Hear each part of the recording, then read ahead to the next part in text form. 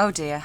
The acclaimed classic Tomb Raider games by Core Design, they carry some of the most precious nostalgic memories for their fans, some of our greatest accomplishments in gaming, some of the greatest visuals of that era. But oftentimes, these games had some of the most questionable design choices that could really make players rip their hair out. It's not just the cases where a puzzle element is difficult to figure out, but rather the cases where the player was never even given the adequate amount of mental tools and know-how to progress. And for a puzzle platforming game, these things could potentially make or break the experience, for new players especially. For the record, stuff like not being shown what door a lever opens or not realizing when the water level changes, I won't include, since those are things that are discernible from simple back and forth observation. Today I'm talking about things where you didn't even know what the puzzle even was, that the game even wanted any input from you. Game design choices that might be called out for being really unintuitive or just downright bad in a cognitive sense. I'm a big girl now. Hit me with the bad news. Before we get into the moments that had us call in our older family members to come help us, it's important to understand where new players are mentally before they even begin to tackle these huge, complicated puzzle pieces. In any game, tutorializing the player and setting different precedents for them is critical. They need to know the extent of what their playable character can do. And this, my friends, is the root of almost all of the problems regarding clarity that the classic Tomb Raider games have. Knowing what Lara can do and what she can't do is so important to getting through a game with such rigid and strict mechanical systems. A game where real-life intuition doesn't really work half the time. And yet, in almost every single classic game, the tutorials for even the controls are lacking. And contrary to what some people may argue, not knowing your own capabilities is not part of the puzzle-solving platforming experience. In Tomb Raider 1, Lara instructs the player on how to move, jump in different directions, look around, platform on various surfaces, and swim. Now this gives the player a fairly decent idea of all the tools they'll need to get through the game comfortably.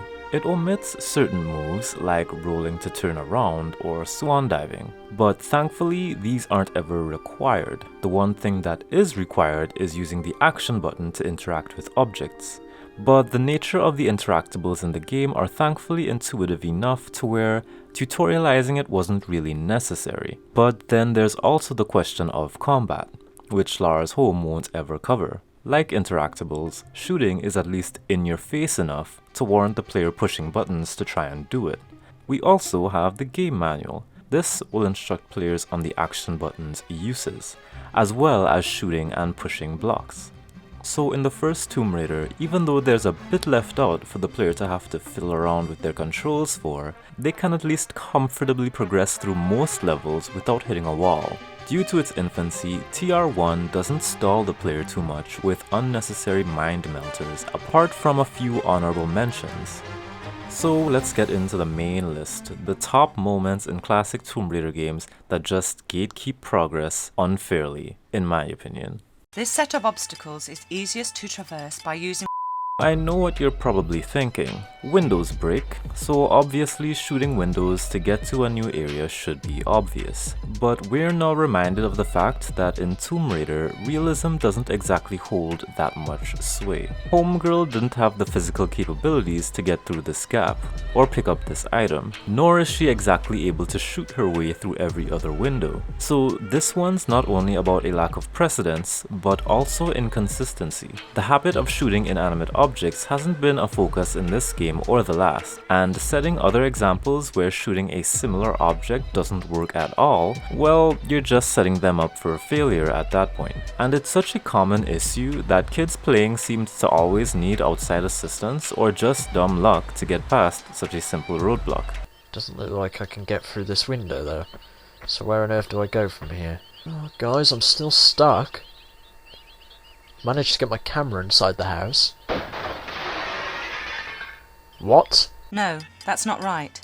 You need to press jump and This one is for all those who are thrifty with their medpacks. You're going through the deck and you've lost a bit of health, but not so much that you need emergency first aid. And since it's your first time and the Mafia shredded your meds in the previous levels, you're kind of short on resources. So I wouldn't blame you for thinking that it's impossible to make this drop onto the lifeboat. After all, it's near absurd for a game to require the player to take most of their health in damage to progress, especially when healing resources are finite and you're not guaranteed to come across them. So you try the drop at about 60% health. You die, and while you could try again at full health, you might not be willing to part with that extra med pack that the game just gave you. But modern sensibilities don't work in Tomb Raider 2, cause sacrificing your health is exactly what you're supposed to do here. Pity the souls who took the med pack, went to another part of the level, only to encounter a situation where they had to use it.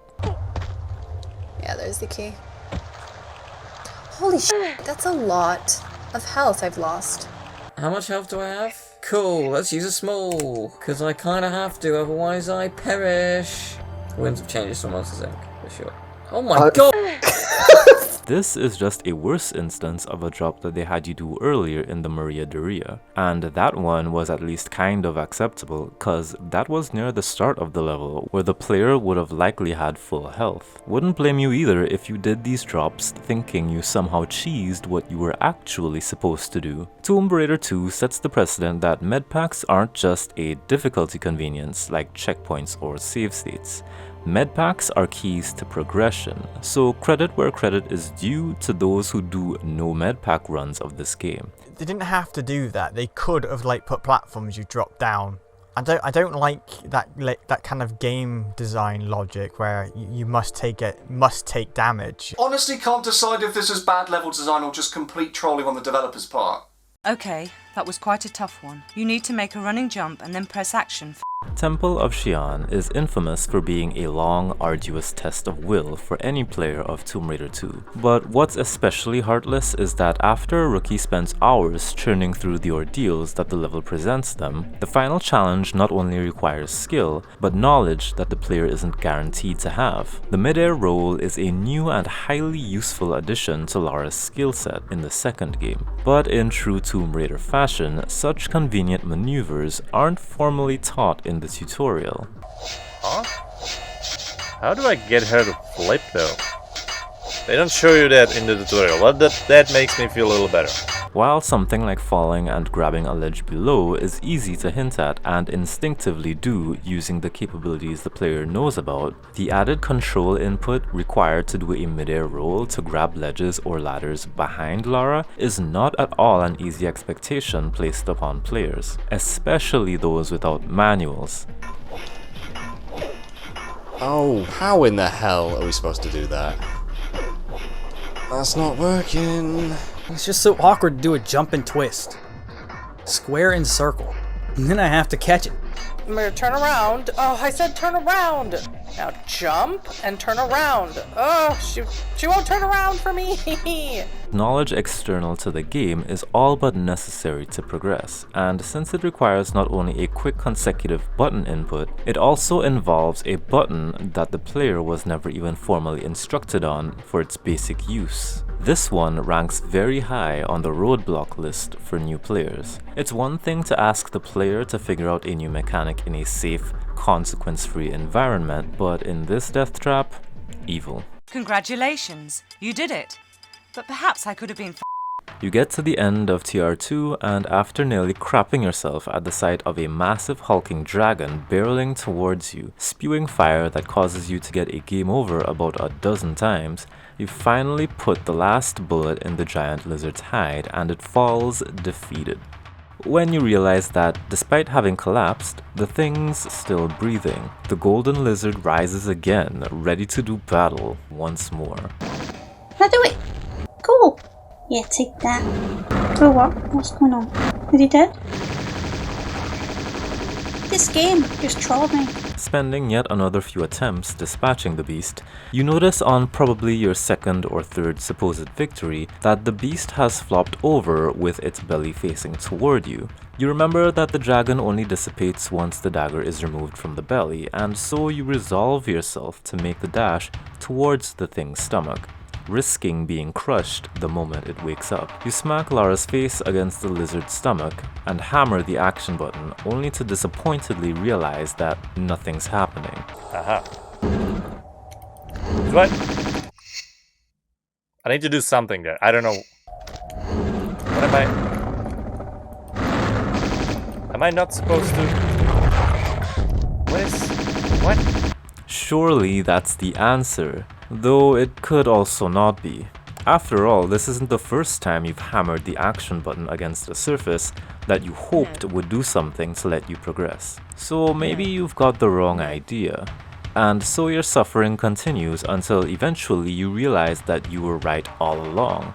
It was merely the collision and odd physics triggers that were getting in your way the first time.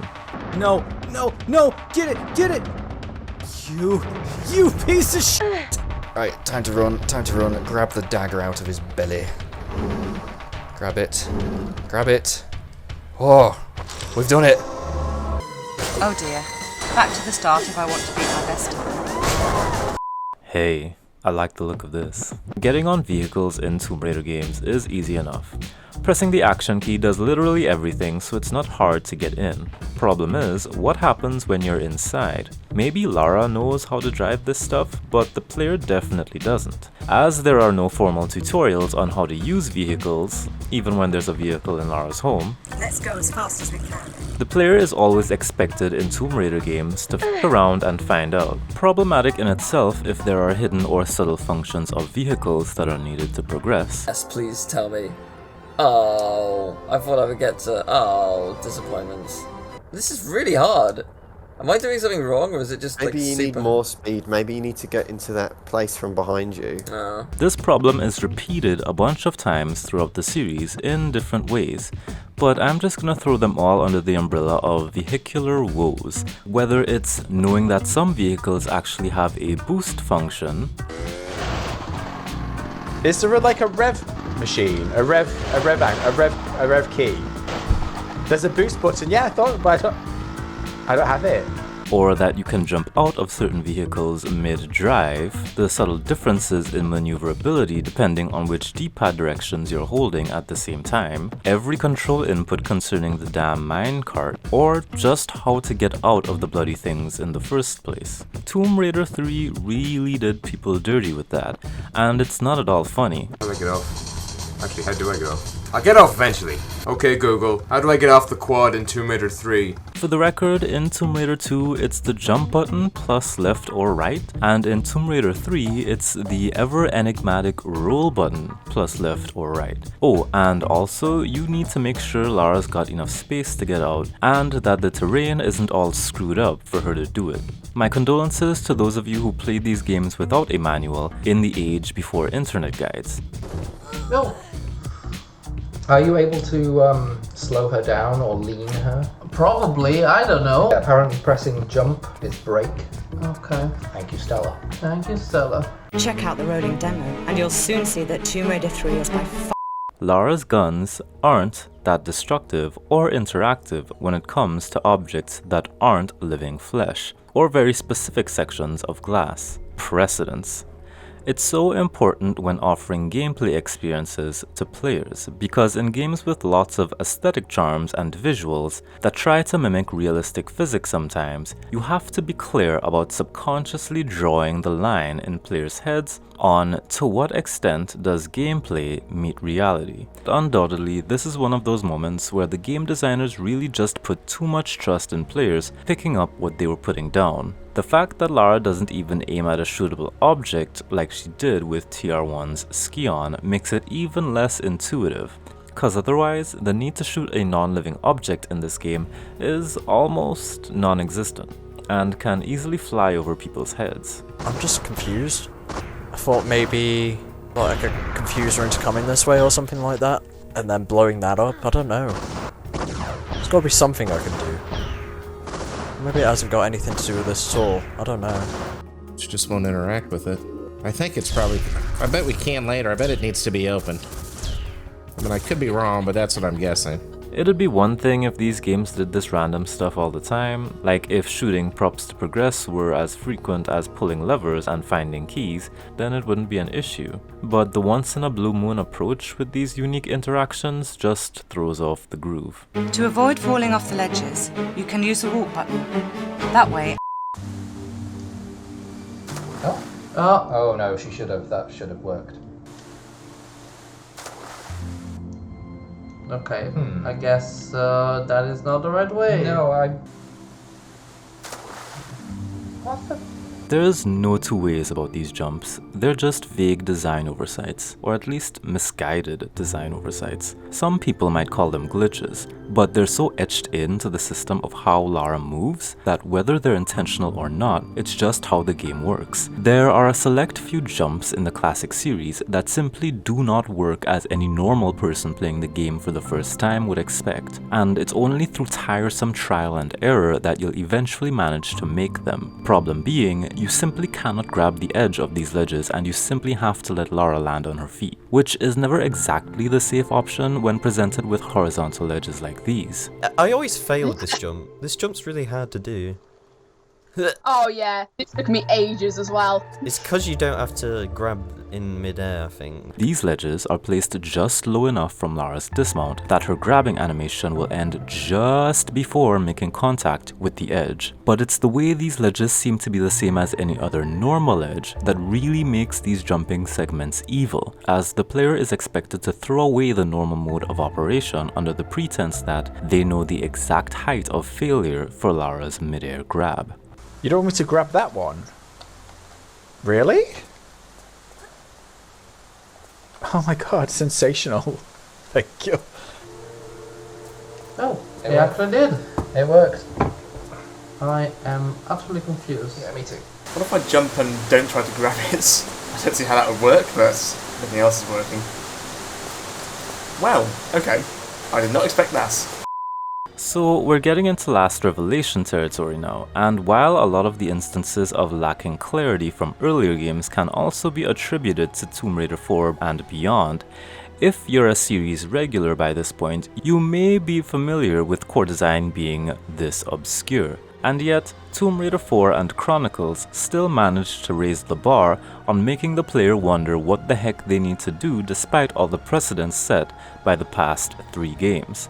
Or perhaps it's because of that precedence that these moments still exist whenever they try new things. Don't keep me hanging around. I need to reach the roof before I... We all agree, Von Croy sucks, but particularly at giving tutorials. This gap is wider, and the edge is treacherous. Sure, he's adequate for teaching most things, but for some reason, when it came to the hardest, newest mechanic of The Last Revelation, he drops the ball. Jump from the ledge, then hold down action to grab the vine. To release, let go of action. Lay on the rope, yeah. Okay, how do we swing? Just swing on our own? No, don't go up. Swing. How do you swing then? She's just crawling. How do we... How do I make her swing? Oh, that makes her rotate. She can only crawl up, down, and spin around on it, but she can't swing? How do we work this, Werner? The button to swing is not obvious, and for such a clunky new mechanic, the player needs all the help they can get. This mechanic will haunt you all throughout Tomb Raider 4. There's not even a subpar tutorial for it in Chronicles. The rope just shows up in the 10th level, and screw you if you didn't play the previous game to experience it firsthand. And for ages I could not get the rope swing to work, and I figured out, eventually looked it up, and it's the run key. I need a way to prise those doors open.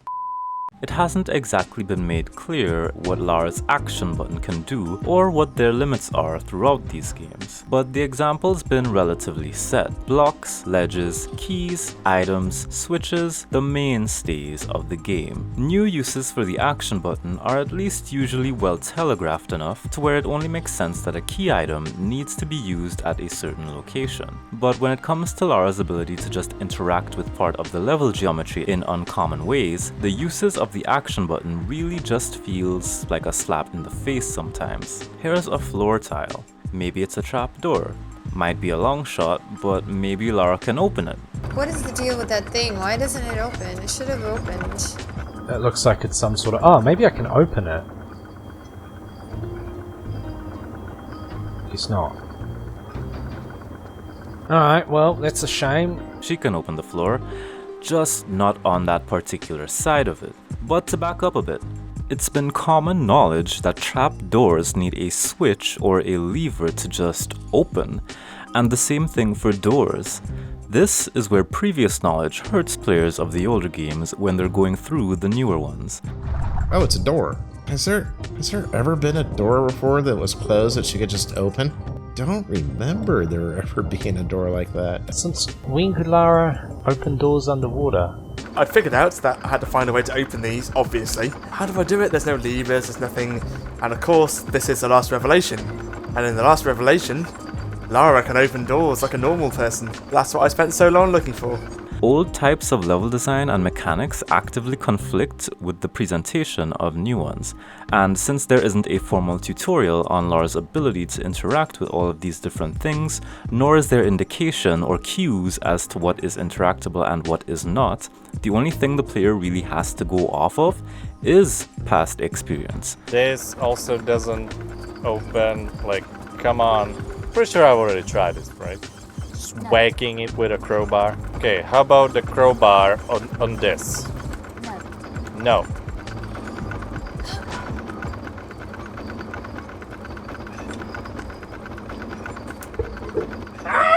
Not to mention, the intuitiveness of the appearance leaves a lot to be desired. Yeah, I know I need to go up there. I've got no weapons to get that though, have I? Like, how am I supposed to blow that up? Oh. Oh, right, okay. See, when you see a crack like that, you don't think, oh, I can grab the and do that. You think, oh, wait, hold on, I need to blow it up or shoot it or something. There was this weird door on the floor, and it looks like there's like a ladder leading down through it. So maybe there's some way you can use the Mars icon on this. Well, she's not trying to use it. No, it can't. Oh my god. It's the last revelation all over again. No! You wouldn't believe how long I spent trying to find out what to do. You can tell core design really had the middle finger out for us in these games, and by extension, the executives that had them crunching tomb time. At last, some firepower. Oh, I know what you're thinking. Not another rope. But here we are. Torches are a new thing in Tomb Raider 4, and so far its uses in burning have been pretty easily telegraphed. Usually they involved pressing the action button on something fairly apparent, but players will soon find that there's little reason to keep the torch with them in this part of the coastal ruins when they don't really see any practical application for it. Only the truly curious and experimental will attempt to burn this very high rope, the reason for which they'd probably have no idea. But when you're at your wit's end in an open-ended level where you're not even sure what the heck Lara's even trying to do, you get desperate and try random things. And for your sake, I hope you kept an open mind when you found that Lara didn't have an animation to specifically burn the rope. Burn it. Burn it! Burn it! She won't do anything with this thing. You simply need to pass Lara near the rope to have it burn, by jumping up and down. You're out of luck if you think torches will consistently offer these kinds of solutions though, cause that fire won't burn anything else without Lara giving it a soft push in the right direction. If they're not even going to keep the consistency of having to use action to make certain interactions happen, then how are players supposed to get a grasp on the capabilities they have in solving puzzles and changing the environment? I want to burn this enemy alive, let me do it. If I wanted to shoot the rope instead of burn it, why not? We've done it before, right? You shouldn't have to guess whether or not Lara can literally pick apart some pieces of the level design on a whim, but not others. The only saving grace you have here that keeps this particular entry off the main list is that you can just tempt fate and let the rope magically break by standing under the rock that's gonna fall on you as soon as you step on the platform. Something like that. That's the whole purpose of it in the previous level, and I just completely missed that. Oh, okay. Yep, I wasn't actually expecting that. What's the purpose of this then?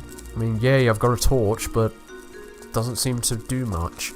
But I still can't get over the fact that of the two alternative ways they could have chosen to let the player break the rope, they chose the random trap trigger over just shooting the damn thing. That bin will do. Walk up to the bin and press action. The bane of my existence. As we've discussed, where you use your action button has to be properly telegraphed in these games. One cannot be expected to hug every wall and spam the action key in the hope that something happen. In this abandoned park, you need to get the keys which reside in what seems to be this old room. But there's a couple problems with the intuition here.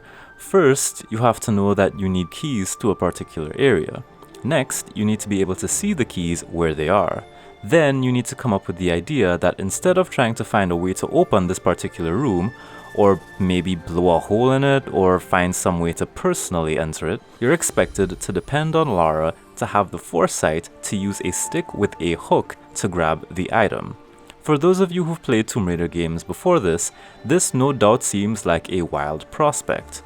Though for those of you who are relying on pure realism, this might not seem like the craziest thing to do. It's just resourceful. So many times have we longed for Lara to just make use of her environment to make getting a very within reach key or item a simpler task, and never has she been able to do it. Even if it's as simple as reaching her hand into a small gap to pick up an item instead of having to go all around the world to pull some switch to give her easier access. The game's only saving grace for this interactive segment is if, as a player, you're adamant that there's gotta be something you have to do with this panel on the ground. You'd be wrong in thinking that, but at least the idea would get you to spam the action button near the grate, and hopefully if you've already done the combination with the hook, everything will just click into place through sheer dumb luck. Maybe I can use my crowbar on this blue box. Maybe I can use my hook and pull on the blue box. I don't know. Or that. Was that keys? I thought the blue box was for something because it's so randomly there. So combine that with that. How are you Never mind. We'll just go with it. Of course, this is what you do.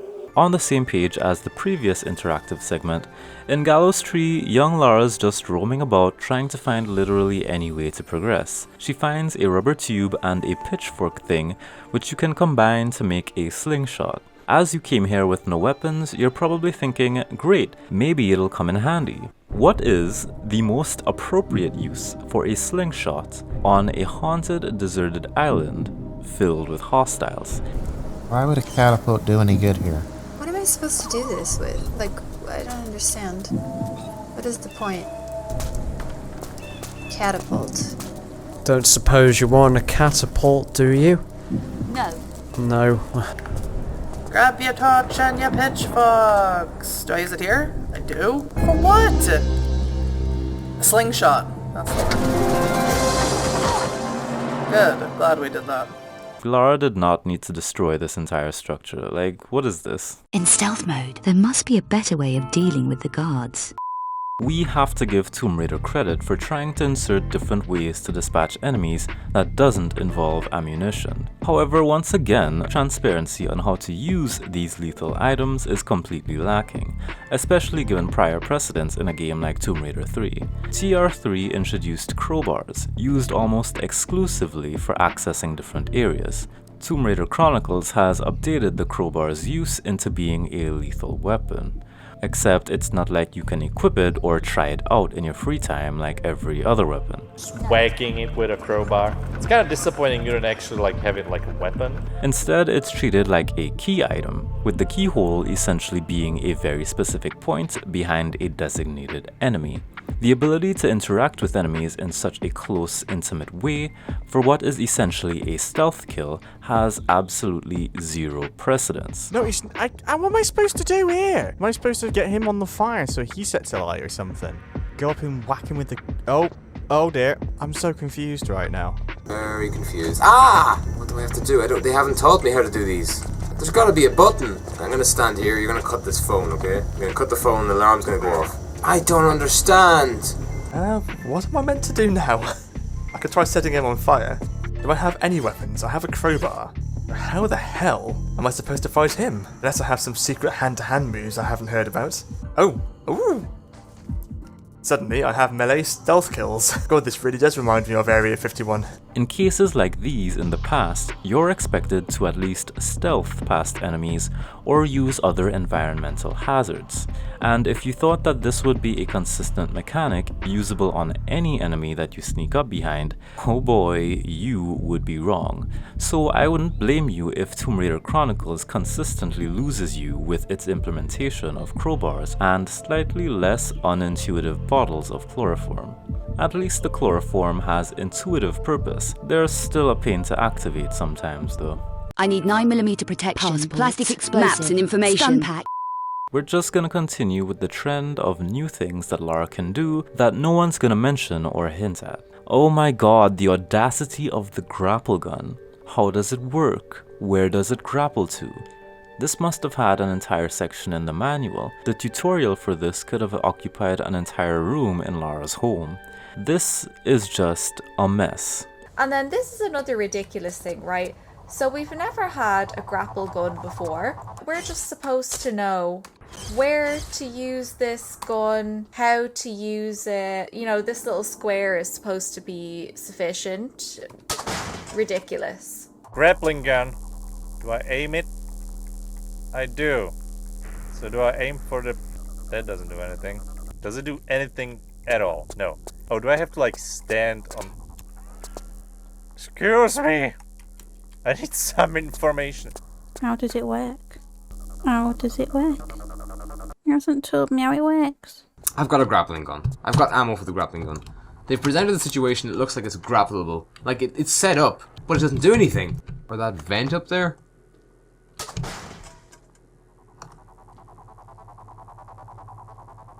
Look, I liked Chronicles in my childhood. I thought it was pretty chill. It was probably the first Tomb Raider game I managed to do completely all by myself with no help from family or guides or cheats or anything. But I don't know how I had the patience for the new unexplained crap that this game tried to pull. But of course, The Last Revelation was never exempt from this kind of judgment either. While Chronicles had the infamous grapple gun, The Last Revelation was the one to introduce the laser sight, along with the binoculars, the latter of which you kinda need for a puzzle later into the game, but of course, Werner never taught us about that either. I'll just make a quick callback to the infallible Axemania to sum it up real quick. What you actually need to do is use the night vision mode on Lara's binoculars to find the secret button combinations in the dark, but how were we supposed to know that when we are never told they have a night vision mode? All this isn't to say that there weren't a couple silver linings to these roadblocks. If you're carefree enough and have time to spend, it does add up to extra hours being used to explore these games and have fun thinking outside the box. Sometimes, if you're in the right mood, you can feel a sense of accomplishment when you manage to figure out how to get off a vehicle through simple trial and error. Maybe out of desperation you figured out an alternative exploit you can use to progress through a level. These are positives, right? But in today's day and age, do they actually outweigh the negatives? I don't know how much they'd be able to address any of these transparency issues in the upcoming remaster, but even something as simple as some on-screen text for the most obscure interactions, and perhaps the little interact prompt that comes up in games like Tomb Raider Anniversary or Underworld, it'd be appreciated. I'm sure people would like to know that their idea for taking the dagger out of the dragon's stomach is correct or not, despite the game refusing to accept their inputs due to bad geometry or positioning. I'm sure people would love to know how to get off the damn quad bike in-game and not have to look it up on the internet. We try the right thing sometimes, but just give up due to the obscurity. One may say that the difference in how we approach these games then becomes our skill level in being pixel perfect, or putting the button combinations together. But people need to know that the tools they're working with are in fact working, and if they're not, why are they not? Is it a wrong approach, or is it really their proficiency with their controls? Being set back due to not knowing the difference isn't fun, and for every person that played a Tomb Raider game and became obsessed with it, there's probably 2 other persons who played the same game and never bothered to continue it. I really do hope they do something to help new players along in some of the most obscure instances that these games have to offer. This is by far the most interesting challenge I've had, and I hope you enjoy it as much as I do. This has been my list of the most obscure moments in the classic Tomb Raider series. Let me know if you guys have any other obscure moments that I left out that really have no excuse for being as obscure as they were. Puzzles that required you to do something that you never even thought was possible. I'm really interested in seeing what the Tomb Raider remasters are going to be like, and how many extra features they're going to put in to have the old game stand out to be playable for newer players in the modern era. Quick disclaimer, just because I've pointed out a bunch of different flaws and questionable design choices in the classic Tomb Raider games doesn't mean I love them any less than I did when I was a kid. For those of you looking to try them out for the first time, especially since the remasters are coming up, I encourage you to check out any of the channels that were featured in this video. The Tomb Raider fandom is a wonderful community, and you never know, their videos might be helpful for you when you're taking your first crack at a Tomb Raider game yourself. As always, thank you all so much for watching. Feel free to leave a like or a dislike as it suits your experience watching this video. Anyway, that's it. Bye.